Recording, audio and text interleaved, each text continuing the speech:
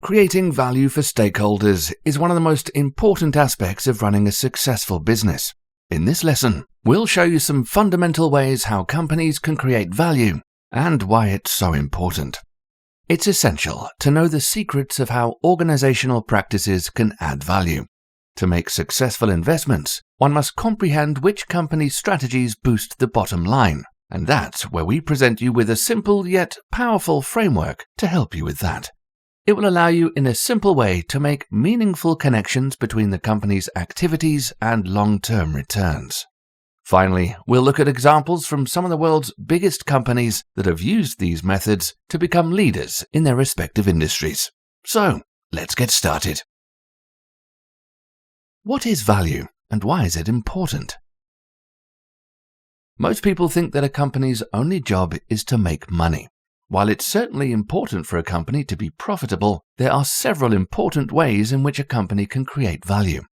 Companies can create value for their key stakeholders by doing the following: providing a good or service that customers want or need, reducing operating costs of their suppliers, benefiting employees by making their workplaces more attractive, and earning profit by deploying capital at rates of return that exceed its cost.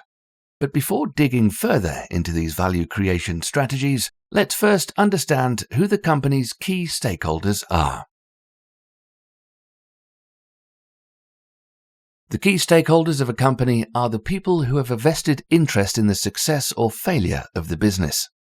Key external stakeholders include customers and suppliers, while key internal ones include employees, founders, and other shareholders. And now the most important thing that I want you to remember when it comes to value creation. The best way for any business to be successful is by focusing on all of its key stakeholders. Each stakeholder has different needs and wants from the company that must be taken into consideration when creating value. By understanding which initiatives will benefit each group, companies can develop strategies that increase customer satisfaction, reduce supplier costs, enhance employee engagement, and increase shareholder returns. Customers buy the company's products for their perceived value. By understanding what is valuable to customers, a company can position itself for success. Whether it be through delivering an exceptional product or service that with the needs of its target audience, providing competitive pricing options, or ensuring a high quality of goods, a company should strive to maximize the perceived value it offers to remain relevant and profitable. A company can add value for its suppliers by helping them increase their productivity and reduce their operating costs. As suppliers' costs go down, they're more willing to accept lower prices for their goods or services, which in turn benefits and creates value for the company sourcing those goods or services.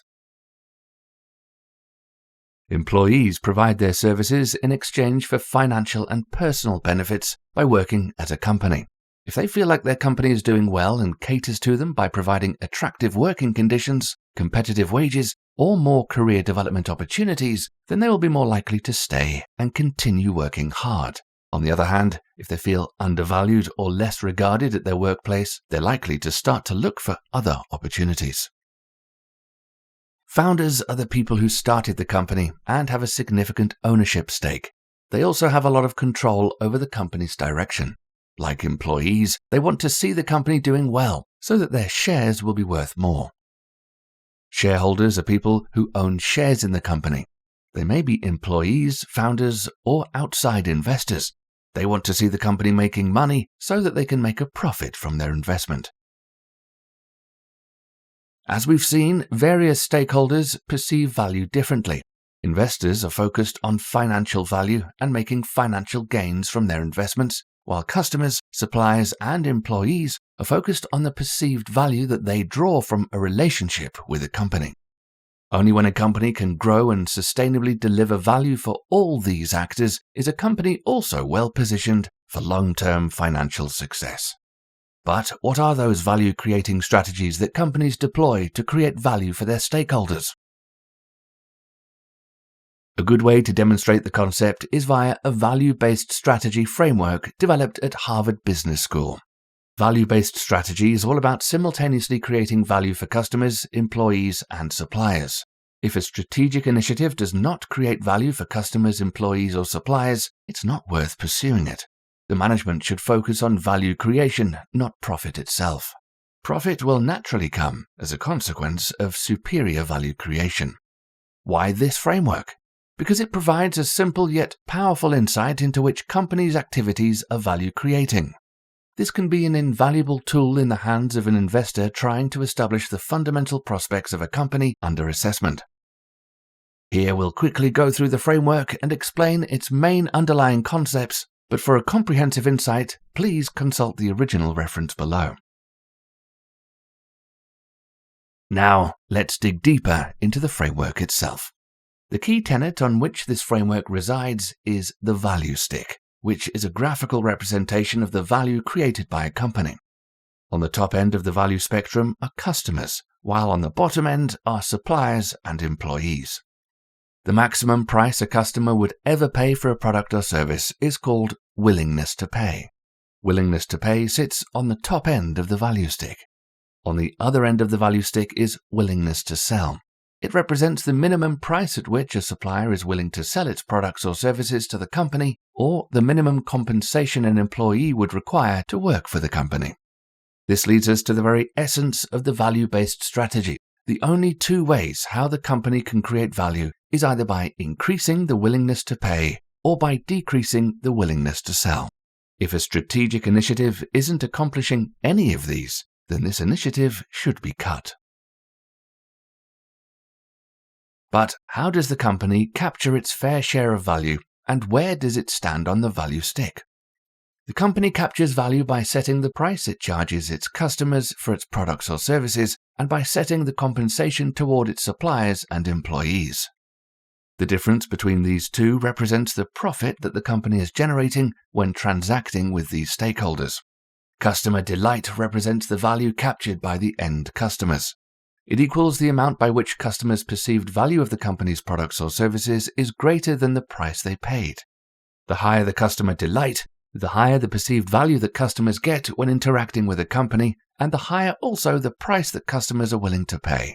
The best way for a company to increase customer delight is not by decreasing prices, but by increasing willingness to pay and creating additional value for customers through innovation, compliments, or network effects. By setting the price, the company essentially determines how the value is shared with its end customers. It must always be a balancing act, as enough value must be shared with customers if the company is to build brand loyalty and have them make repeat purchases.